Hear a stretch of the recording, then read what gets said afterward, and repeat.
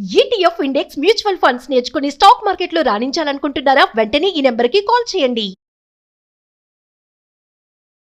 నమస్కారం, నేను మీ అడ్వకేట్ సంగీత. ఒక్కసారి మనం పాత కేసు అయినా కూడా కొత్తగా డిస్కస్ చేసుకునే ప్రయత్నం చేద్దాము. అంటే ఇది 2014 జూలై 16న జరిగిన కేసు గురించి నేను మాట్లాడాలనుకుంటున్నా. ఎందుకంటే ఈ రోజుల్లో ఎక్కువగా భార్యలు భర్తలను చంపుతున్నారు అని చెప్పేసి అంటారు కదా, ఇది ఎప్పటి నుంచో ఉంది. కాకపోతే ఇప్పుడు డిజిటల్ మీడియాలో ఎక్కువగా ఎప్పటికప్పుడు అందరూ కూడా అందరి చేతిలో స్మార్ట్ ఫోన్స్ ఉండడం వల్ల ఇమీడియట్ గా రికార్డ్ చేయడము, దాన్ని వైరల్ చేయడం అనేది జరుగుతుంది. కానీ 2014లోనే ఒక ఇన్సిడెంట్ అనేది కేరళ రాష్ట్రాన్ని గడగడలు వణికించేసింది. అంటే అది ఎలా జరిగింది ఏంటని, అంటే ఏదైతే కేరళ తిరువనంతపురంలో సెషన్ కోర్టులో కూడా ఎంతమంది 45 మంది సాక్షులు, 85 ఎవిడెన్స్లు, మొత్తం 42 వచ్చేసి అక్కడ హత్యా ప్లేస్ లో దొరికిన ఐటమ్స్ అన్ని కూడా సెషన్ కోర్టులో ప్రజెంట్ చేశారు. నిందితులను కూడా పోలీసులు 24 గంటలు పట్టుకొని కోర్టులో ప్రజెంట్ చేశారు. అయినప్పుడు ఒకరికి ఎవరైతే హత్యకు పాల్పడ్డారో వారికి మరణశిక్ష విధించారు. అలాగే సహకరించిన వారికి యావజ్జీవ కారాగార శిక్ష విధించారు. అయితే ఒక్కసారి కేసు వివరాల్లోకి వెళ్తే ఎవరిని చంపారు, ఎందుకు చంపారు, కారణాలు ఏంటి అనేది తెలుసుకునే ప్రయత్నం చేస్తే, మనం ఏదైతే తిరువనంతపురంలో ఒక పర్సన్ లిజీష్ అనే వ్యక్తి అనుశాంతిని పెళ్లి చేసుకున్నారు. వాళ్ళిద్దరికి పెళ్ళై కూడా దాదాపుగా ఒక 6-7 సంవత్సరాలు అయి ఉంటుంది. ఒక 4 సంవత్సరాల బేబీ వచ్చేసి స్వస్తిక ఉంది. సో లిజీష్ కి వచ్చేసి ఫాదర్ లేరు, మదరే ఉంది, విజయమ్మ గారు. సో మనవరాల్ని చూసుకుంటూ ఆవిడ ఇంట్లోనే ఉంటుంది. లిజీష్ ప్లస్ తర్వాత అనుశాంతి కూడా రోజు ఆఫీస్కి వెళ్ళడం రావడం జరుగుతుంది. అంటే లిజీష్ వచ్చేసి ఒక ఎలక్ట్రికల్ దానికి కంపెనీలో పనిచేస్తూ ఉంటే, అసిస్టెంట్ ఇంజనీర్ గా వర్క్ చేస్తూ ఉంటే, తిను వచ్చేసి ఒక సాఫ్ట్వేర్ కంపెనీలో పనిచేస్తూ వస్తూ ఉంది. అయితే తిను అక్కడ ఒక టీఎల్, అలాగే తిను వచ్చేసి మంచి పొజిషన్ లోనే ఇద్దరు కూడా వాళ్ళ లైఫ్ అంతా లీడ్ చేస్తూ ఉన్నారు. అయితే ఒక రోజు యథావిధిగా లిజీష్ వచ్చేసి పనికి స్టార్ట్ అయిపోయి వెళ్ళిపోయిన కొంచెం దూరంకి వెళ్ళగానే వాళ్ళ అమ్మగారు కాల్ చేసేసి, బాబు నీ ఫ్రెండ్ ఎవరో వెడ్డింగ్ కార్డ్ తీసుకొని వచ్చారు, అతని పెళ్ళంట, నిన్ను పిలుస్తున్నారు వెడ్డింగ్ కార్డు ఇవ్వడానికి అని చెప్పేసి. అంటే ఎవరమ్మా, నాకు తెలియని వ్యక్తి, పేరేంటి అని అంటే, నువ్వు రానన్నా అని చెప్పేసి అని ఫోను వెంటనే ఇమీడియట్ గా కట్ అయిపోయింది. కట్ అయిపోగానే, అరే నాకు తెలియని ఫ్రెండ్ ఎవరు, నాకు అందరూ తెలుసు కదా, నాకు అందరు టచ్ లోనే ఉన్నారు కదా అని చెప్పేసి, మన లిస్ట్ లో ఎవరిది పెళ్లి ఉంది అని చెప్పేసి అతను ఆలోచించుకుంటూనే, సరే అమ్మెందుకు రమ్మంది కదా, కొంచెం దూరమే వచ్చాను కదా అని చెప్పేసి వెనక్కి వెళ్లే ప్రయత్నం వెళ్ళారు. ఇంటికి వెళ్లేసరికి విజయమ్మ అలాగే తన 4 సంవత్సరాల పాప రక్తం మడుగుల్లో పడిపోయి ఉంది. అలాగే అతను షాక్ కి గురయ్యాడు. అదేంటి అమ్మ ఇప్పుడే కదా నాకు కాల్ చేసి మాట్లాడింది, ఇంత లోపు ఎవరు ఏం చేశారు, ఎవరు వచ్చారు అని చెప్పేసి అనుకునే లోపు వెనక నుంచి ఒక వ్యక్తి ముసుగు వేసుకొని వచ్చేసి అతని దగ్గర ఉన్న ఒక కత్తితోటి అతని గుండెల పైన అలాగే అతని భుజం పైన కూడా పొడిచే ప్రయత్నం చేస్తే అతను నెట్టేసుకొని బయటకు పరిగెత్తేసి అక్కడ కింద పడిపోగానే ఇమీడియట్ గా వాళ్ళందరూ కూడా లోకల్లో ఉన్న వాళ్ళందరూ కూడా బయటికి రావడము, తర్వాత అతన్ని తీసుకెళ్లడము, పోలీసులకు కాల్ చేసి చెప్పడం, ఇదంతా రావడం. పోలీసులు కూడా ఇమీడియట్ గా ఆ స్పాట్ కు వచ్చేసారు. వచ్చిన తర్వాత వాళ్ళు అక్కడ ఉన్న స్పాట్ అంతా కూడా ఎవిడెన్సెస్ అన్ని కూడా ఎరేజ్ అవ్వద్దు కదా, అందుకోసం అని చెప్పేసి ఎవరిని ఆ ప్లేస్ లోకి రానివ్వకుండా ఇమీడియట్ గా దాన్ని అంతా కూడా వాళ్ళ అండర్ లోకి తీసేసుకొని అసలు ఏం జరిగింది అని చెప్పేసి ప్రయత్నం చేశారు. హాస్పిటల్ కి తీసుకెళ్లిన లిజీష్ దగ్గరికి వెళ్ళేసి ఒక స్టేట్మెంట్ తీసుకున్నారు. అసలు ఏం జరిగింది ఏంటి అని అంటే, ఇది ఎవరు చేస్తారో నాకు బాగా తెలుసు అని చెప్పేసి అతను ఒక ఫోన్ ఇచ్చేసి, ఈ ఫోన్ లో ఇది చూడండి అని చెప్పేసి అతను మొత్తం వివరాలు చూపించిన తర్వాత వాళ్ళందరూ కూడా పోలీసులు చాలా షాక్ అయ్యారు. అదే విధంగా అక్కడ ఉన్న ఊరు వాళ్ళు కూడా, అమ్మ మనుషులు ఇలా కూడా ఉంటారా, ఇంత దారుణమైన మనుషులా అని చెప్పేసి అనే ఒక కన్క్లూజన్ కి రావడం జరిగింది. అసలు ఒకసారి చూసేస్తే, ఏదైతే లిజీష్ ప్లస్ తర్వాత అనుశాంతి ఉన్నారో వాళ్ళు పెళ్ళైపోయిన తర్వాత 7 సంవత్సరాల వరకు బాగానే ఉన్నారు. 4 సంవత్సరాల పాప ఉంది. ఇక మీదట ఉద్యోగం చేస్తూ ఉన్నారు కదా. ఏదైతే అనుశాంతి ఉందో, అనుశాంతి ఆ పర్సన్ కూడా బాగానే హస్బెండ్ తో ప్రేమగా ఉంది. ఎక్కడ ఎలాంటి ఇది లేకుండా అతన్ని బాగా చూసుకుంటూ, పాపను చూసుకుంటూ, అత్తయ్య గారిని చూసుకుంటూ అంత లైఫ్ అంతా బాగానే లీడ్ చేస్తుంది. అదే అతను చూపించిన ఫోన్ ఏదైతే ఉందో దాని ప్రకారంగా 24 గంటల్లోనే, జస్ట్ 24 అవర్స్ లోనే ఎవరైతే చేశారో ఆ పర్సన్ ని పోలీసులు పట్టుకోవడము, అతన్ని క్వశ్చనింగ్ చేయడము, ఇంట్రాగేషన్ చేయడం, అన్ని చేయడము, అతని దగ్గర నుంచి స్టేట్మెంట్ తీసేసుకోవడము, కోర్టులో ప్రొడ్యూస్ చేయడం, ఇదంతా జరిగిపోయింది. కానీ ఎవరు చేశారు అని అంటే, ఇప్పటిదాకా నేను చెప్తూనే వస్తున్నాను కదా, అనుశాంతి ఉద్యోగం చేస్తుంది అని. ఈ అమ్మాయి వచ్చే సాఫ్ట్వేర్ కంపెనీలో టీఎల్ గా పనిచేస్తూ ఉంది. సో టీఎల్ కి పైన మేనేజర్ ఉంటారు కదా, మేనేజర్ మాథ్యూ గారితో ఈ అమ్మాయికి కొంచెం చనువుగా సంబంధం ఏర్పడింది. తర్వాత ఇంకా అతను చూపించే కన్సర్న్ కానివ్వండి, అదే విధంగా అతను ఎక్కువగా టైం ఇవ్వడం కానివ్వండి, వాళ్ళ క్లోజ్నెస్ కాస్త బెడ్ రిలేషన్షిప్ వరకు కూడా వెళ్ళడం జరిగిన తర్వాత వాళ్ళు ఎంత దారుణమైన సిచ్యువేషన్ కి వెళ్ళారంటే, వాళ్ళు ప్రైవేట్ స్పేస్ లో ఉన్న వీడియోస్ ను కూడా వాళ్ళ ఫోన్లలో రికార్డ్ చేసుకొని వాటిని తీసుకొచ్చేసి మొబైల్ లో రికార్డ్ చేసుకున్నవి సిస్టమ్ లో కాపీ చేసుకోవడం, అలాగే ల్యాప్టాప్ లో కాపీ చేసుకునే అంతవరకు వాళ్ళు చాలా టైమ్స్ కలిసిన ప్రతిసారి తీసుకొచ్చేసి అవి చేసుకునే ఈ ఫోన్లలో కూడా అరేంజ్ అంటే డిలీట్ చేయడం, ఇవన్నీ చేసుకుంటూ వచ్చారు. వచ్చిన తర్వాత ఒక రోజు ఏమీ అసలు ఆవిడ ఏం తెలియనట్టుగా వెళ్ళడము రావడము, తర్వాత నెక్స్ట్ మాథ్యూ ఇంటి దగ్గరికి డ్రాప్ చేయడం, ఇంటి దగ్గర పికప్ చేసుకోవడం, ఇవన్నీ జరుగుతున్నాయి. సో హస్బెండ్ కూడా సర్లే ఆఫీసు కొలీగ్స్ కదా, ఇవన్నీ కామనే ఉంటాయి, సర్వసాధారణమే కదా అని చెప్పేసి ఆయన కూడా పెద్దగా ఏం పట్టించుకోలేదు. సో వాళ్ళ జీవితం అలా రన్ అవుతూ ఉంటే ఒకసారి ఆవిడ ఫోన్ ని చెక్ చేశారు. చెక్ చేస్తే అందులో ప్రైవేట్ గా తీసుకున్న వీడియోస్, దాంతో పాటు వాళ్ళు ప్రైవేట్ స్పేస్ లో ఉన్నప్పుడు వాళ్ళు చేసుకున్న కన్వర్జేషన్ అంతా కూడా టెక్స్ట్ రూపంలో అందులో చూసి ఆయన వెంటనే లిజీష్ వాళ్ళ వైఫ్ ని అనుశాంతిని అడగడం జరిగింది.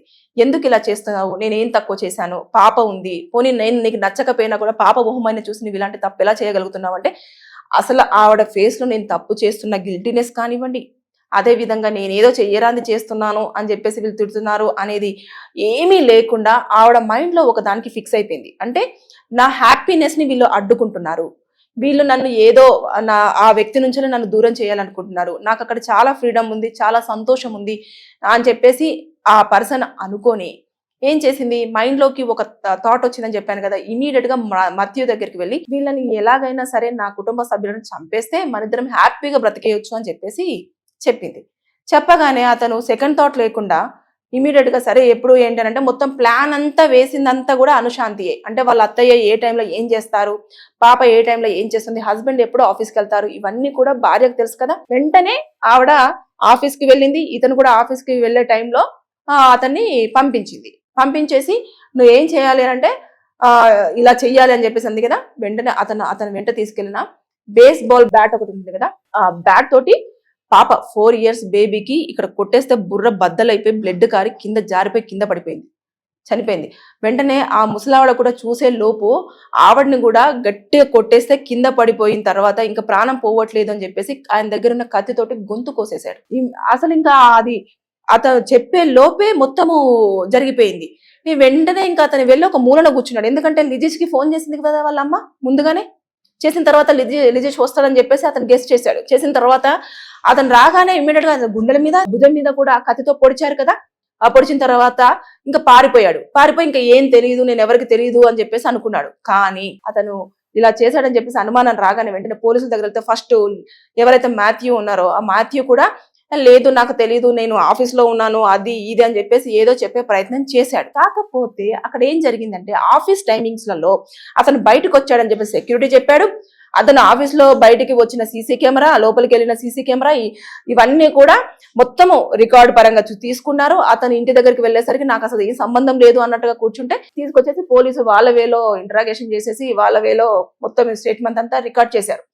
పోలీసులు వెంటనే కోర్టులో ప్రొడ్యూస్ చేశారు కదా. చేసిన తర్వాత కూడా మొత్తము అనుశాంతి కానివ్వండి, అదే విధంగా మాథ్యూ కానివ్వండి, వాళ్ళు మేము చేయలేదు అని అంటే అన్ని ఎవిడెన్సెస్ అన్ని కూడా కలెక్ట్ చేశారు కదా. మొత్తం చెప్పాను కదా, అన్ని మొత్తం 49 మంది సాక్షులు, అంతేకాకుండా 85 ఎవిడెన్స్లు, తర్వాత నెక్స్ట్ 42 ఇవి ఐటమ్స్ మొత్తం అన్ని కలెక్ట్ చేసేసుకొని తీసుకెళ్లి కోర్టులో ప్రొడ్యూస్ చేయగానే ఇమీడియట్ గా మాథ్యూకి మరణశిక్ష విధించారు. అదే విధంగా ఎవరైతే అనుశాంతి మొత్తం ప్లానింగ్ అంతా వేసి అంత చేసింది కదా, ఆవిడకు వచ్చేసి యావజ్జీవ కారాగార శిక్ష విధించారు. అయితే వీళ్ళు దాన్ని సవాల్ చేస్తూ హైకోర్టుకి వెళ్ళారు. కేరళ హైకోర్టుకి వెళ్ళిన తర్వాత వాళ్ళు ఏం చేశారు అంటే లేదు, ఆ లోయర్ కోర్టు ఇచ్చిన దాన్ని మేము మార్చి చెప్పలేము, మీరు చేసిన తప్పుకి ఇదే కరెక్ట్ సరైన పనిష్మెంట్ అని చెప్పేసి హైకోర్టు కూడా ఏదైతే సెషన్ కోర్టు ఇచ్చిందో దాన్ని సమర్థించింది. ఇచ్చిన తర్వాత నెక్స్ట్ వాళ్ళు అక్కడి నుంచి మళ్ళీ ఎక్కడికి వెళ్ళారు, సుప్రీంకోర్టుకి వెళ్ళారు. సుప్రీంకోర్టుకి వెళ్ళిన తర్వాత అక్కడ వచ్చిన తీర్పు మాత్రం చాలా మందిని ఆవేదనకు గురి చేసింది. అంతేకాకుండా ఇంత దారుణమా, అంటే చట్టాలు ఇలా కూడా ఉంటాయా అని చెప్పేసి అన్న విధంగా కూడా కొంతమంది తిట్టుకునే స్థాయికి కూడా వచ్చాయి. అంటే పెద్ద ఎత్తున కూడా కొంతమంది ధర్నాలు కూడా అప్పుడు చేశారు అని చెప్పేసి మనము చూసే ఉంటాం. అయితే మొన్న రీసెంట్ గా జనవరి 15, 2025 రోజున సుప్రీంకోర్టు ఒక అనౌన్స్మెంట్ ఇచ్చింది కదా. ఆ అనౌన్స్మెంట్ తోటి మొత్తం తలకిందులు అయిపోయింది. అదేంటనంటేను ఏదైతే మాథ్యూకు ఉందో మరణశిక్ష విధించారు కదా, ఆయనకు ఆ మరణశిక్ష నుంచి 25 సంవత్సరాల శిక్షను విధించారు. అంటే ఆయనకు కూడా వచ్చేసి దాదాపుగా లైఫ్ ఇంప్రిజన్మెంటే, అంటే జీవిత ఖైదువే ఆయన కూడా.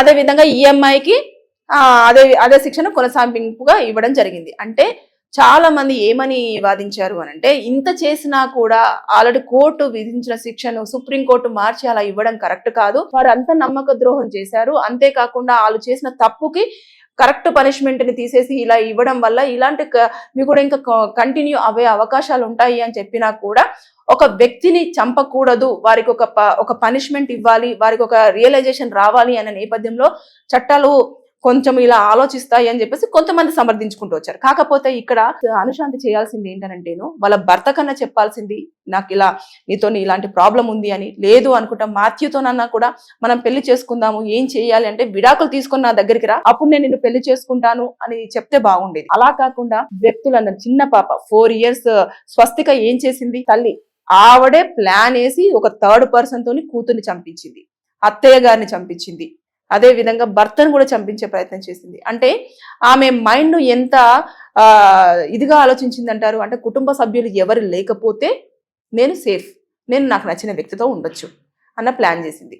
అంటే ఇలాంటి కేసులు చాలా ఉన్నాయి. అంటే ఇప్పుడే కాదు, ఎప్పటి నుంచో భార్యలు భర్తలను చంపుతూనే వస్తున్నారు. అయినా కూడా ఇవి ఎక్కువ స్థాయిలో ఇప్పుడు జరుగుతున్నాయి, 1 సంవత్సరం నుంచి అంటున్నారు, కానీ ఎప్పటి నుంచో ఉన్నాయి, శిక్షలు పడుతూనే ఉన్నాయి. వాటి కోసం వాళ్ళు వేరే హైకోర్టు, సుప్రీంకోర్టు అని చెప్పేసి అప్పీల్కు వెళ్తూనే ఉన్నారు.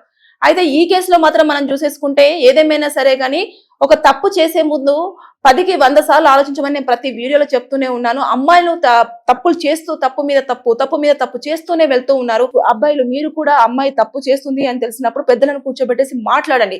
మీకు మీరు మాట్లాడుకొని మీకు సెటిల్మెంట్ అయిపోతుంది అంటే అది కాదు, ఇది ఇలాగే దారి తీసే అవకాశాలు ఉంటుంది.